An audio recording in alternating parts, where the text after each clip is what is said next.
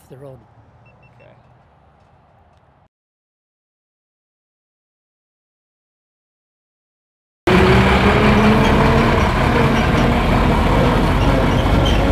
Okay, we're on our way.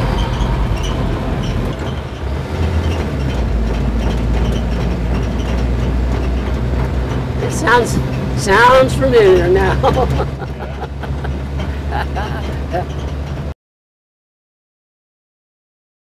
In Provo Power, we want to be able to let the people we serve know that we're their neighbors. We care enough to make a difference in the lives of everyone who lives in Provo. They depend upon us, and we're here to make the difference.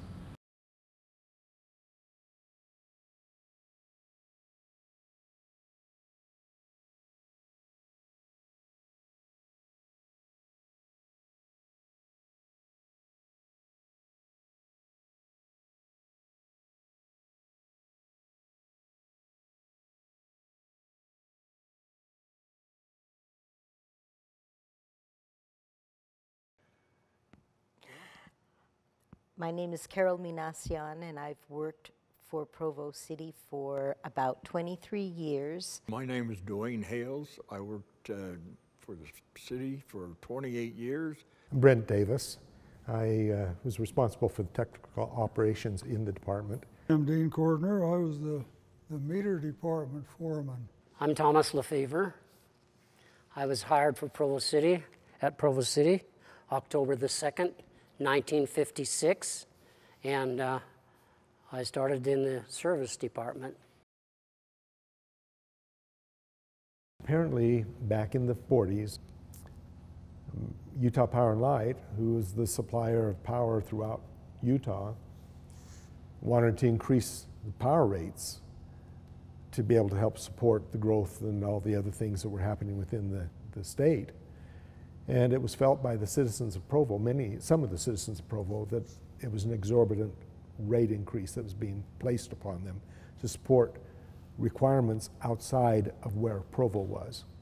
And they went through a lot of legal process to be able to make the arrangements that the city would be able to purchase from Utah Power and Light what infrastructure existed in the city.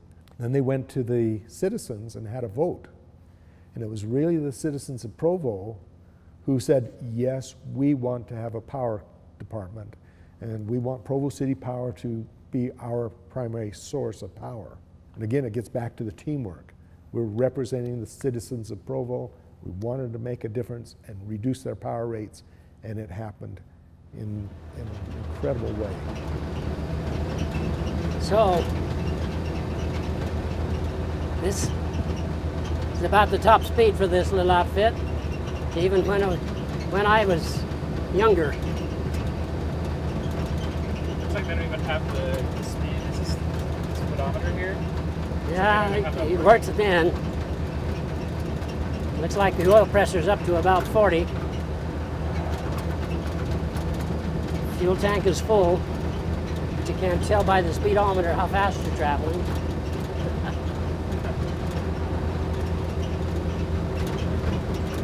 So we could be going 100 miles an hour, we wouldn't even know it, right? We'll go fast enough that we stop the honk. Okay. Our next question. What was the most memorable job, event, project, outage that you've worked on? I feel very privileged that I was able, along with the rest of Provo City, to work on the Olympics in 2002. That's something not everyone gets a chance to do, and a great deal of pride throughout the entire city that we were able to host the Olympics in that year. It just seemed to bring the entire crew, and when I say crew, I mean everyone, together, even more so than we ever were before. We truly were a family during that time. BYU was our biggest customer, bar none. I remember totally revamping that system. I think the thing I remember most, and it's probably most striking, was when we found out that we'd had a microburst Trees had been blown down all over the city, had poles that had been blown over, lines had been snapped because of the trees, had all sorts of problems throughout the whole city. Almost everybody in the department that could be out working was out responding to that outage. And there wasn't anybody who didn't want to make a difference, because we were working for ourselves and our neighbors. And we mentioned that before, but it really did make a difference. And to me, that was probably the most striking, one of the most incredible experiences I'd had, because I saw how people responded. And what's interesting is that we were able to restore all of the power in record time compared to what others had done throughout the nation. And it was, again, because of the drive of the people. I think I had a whole bunch of them. Yeah. Putting all the underground on the side of Indian Hills and everything, and trying to stay away from building people, and we were trying to do our job. They were doing their jobs. We done it good. We didn't have any trouble. We got along with people. We run into people, and they'd be interested in what we're doing. We had good vibes with everybody, with all the departments. People, we worked together as a crew and a team. And I never had any trouble with line crews or other people or the public. They knew what we had to do. They watched us in most cases. They seen what we were doing, so we never had any trouble. Had a lot of equipment, a lot of men, and we had no problem. I enjoyed it. I thoroughly enjoyed working for everybody with the city, from the front to the back. This one, it'll be different for each of us and that. And this one is, tell us about any incidences or close calls that you had or that you were aware of, and how did it change your perspective? Shortly after 911, a customer had come in to the office, and I was on the front desk. And I guess you could say this is a close call, because he walked up to my desk to pay his bill. And we were all still under the 911 scare. He was carrying a huge black leather bag, and he picked the bag up and slammed it on my desk. And you can imagine what I was thinking was inside that bag. Well, he slowly reached in the bag, and by now my heart had stopped.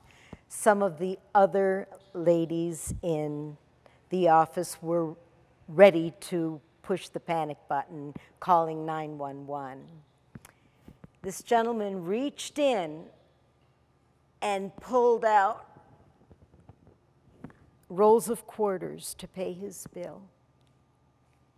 Well, it certainly put a different perspective on my job at that time. We were very glad that simply a bill was getting paid and nothing else was going to happen. We were extending a line, and it was supposed to have been 2,400 volts, and we had it built for that 2,400 volt thing, but it turned out that they had changed the voltage. I put a dual voltage transformer up there and had changed the voltage to 7,200 volts. And I went up on the pole to make the tap for the extension of the line that we had built. And I broke the clearance on going up past the transformer. And it burned my hand and my arm and blew it out of this arm here. And I free fell for the 35 feet to the ground. But there was a garage and a picket fence that I landed on, but I laid under the eaves of that building, and it was February, and the snow was melting, and it would drip on my face. And I think when I woke up, that's what I felt, is that on the face. But my hands, they just hung. I couldn't move them. And I think that was another time that I was blessed. Safety has always been a big issue, a big concern. And there are techniques that are proven that if you follow those techniques, you can be relatively safe. But it means that you've got to have good equipment, working like Tom was saying, he had the gloves. The men were up in the bucket truck working the live line. It means everything was hot. The reason for that is to try to maintain high reliability, getting service to the people. And if there are techniques you can use that keep you safe, they're typically okay. You can do that. But sometimes you get into problems. If you break the clearances, you can get burned. If you have bad equipment, like the insulator, you can get hurt. Those are things that you've got to be watching all the time. Yet one of the things I have great admiration for are those men and women who are willing to follow the guidelines they're given so that we can continue to provide service to the customers by working hotline. Most utilities won't do that because it's dangerous. Yeah. But if you're very strict in your work rules, it can be safe for our people. Yeah. And I admire the people who do that. Yeah.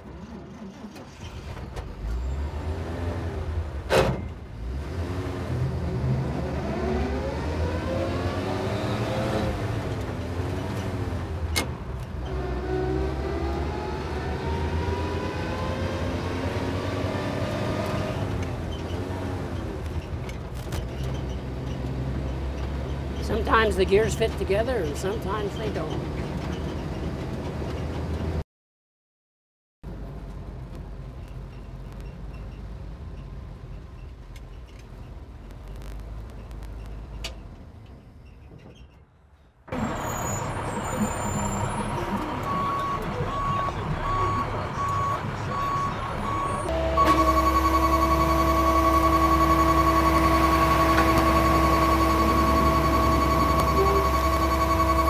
How heavy do you put it?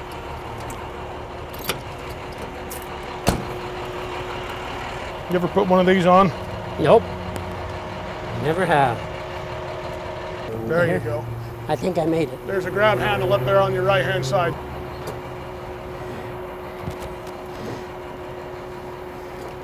Boy, I don't know if I can get up there or not.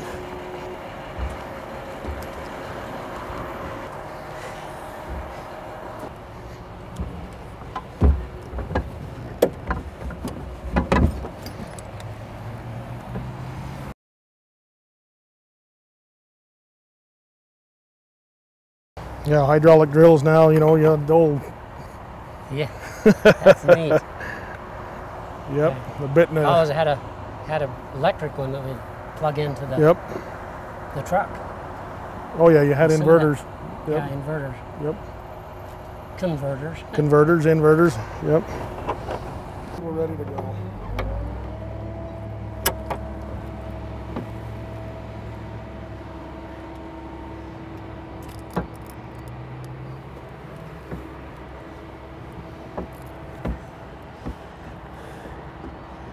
All right, we won't get too close to primary. Everything is live. Obviously, there's the big difference in the construction is the steel. It's a lot heavier, you know, and we don't have to worry about guy wires like you were talking about on Canyon Road to hold the strain. We've got large bases and cement bases that go down probably 30 or 40 feet.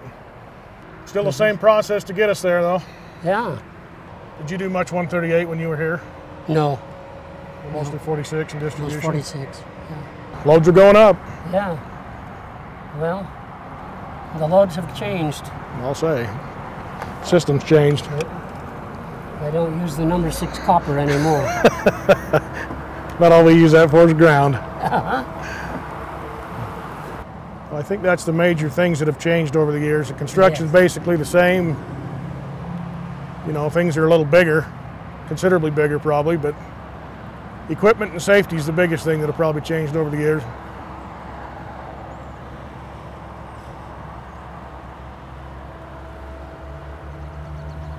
Okay. You know, I heard you talking the other day about some of your hardware and what you used to pull line and, you know, how you were doing your construction, and it's funny listening to some of your stories and what's in play today. It's very similar. It's just manufactured today, not homegrown. Yeah. Well, you had to be ingenuitive to make it work for you, Absolutely. and we didn't have it. That was when they was coming out with the new epoxy insulators and things like that to make it easier and better. And some of that was kind of inferior equipment. Well, it's all testing. Yep. It's pretty good stuff now. There's, you know, all that polymer insulator you're talking about, that's good hardware now.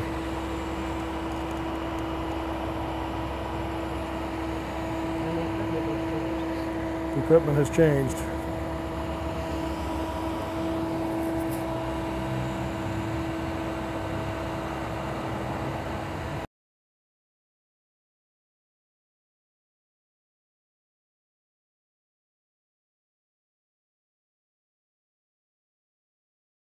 I'm just very thankful that I had 23 wonderful years with a wonderful company. I'm a very lucky lady. Provo City treated me really well, and I can honestly say I had a job that I looked forward to coming to work. I just loved the way I worked with Provo City and Provo City worked with me. It was really wonderful, really wonderful, good time. It's been a fun experience being associated with these wonderful people. And you've seen us today. We've all shared that experience, that love, that appreciation.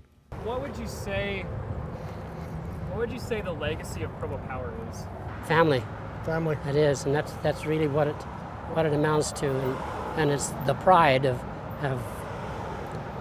the work that makes the city functional. And they all love the job, and they all strive to do their very best. And we try to maintain a good relationship with the public and let them know that we're here for them.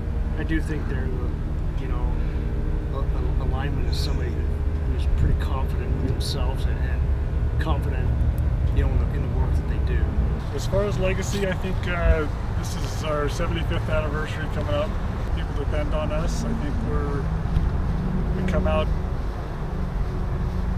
whenever there's a storm, whenever there's a hazard, and we get things put back together quick. And I think that's kind of Provo City right there. They depend on us, and we're there when they need us. 75 years ago, there were people with a vision of what it meant to have public power, what it meant to be power for the people, owned by the citizens of the city. There's an attitude, there's a culture of love, of compassion, of caring that is not found in most places. Most places people go to work for a paycheck. I found most of the employees here came to work because they felt like they were going home.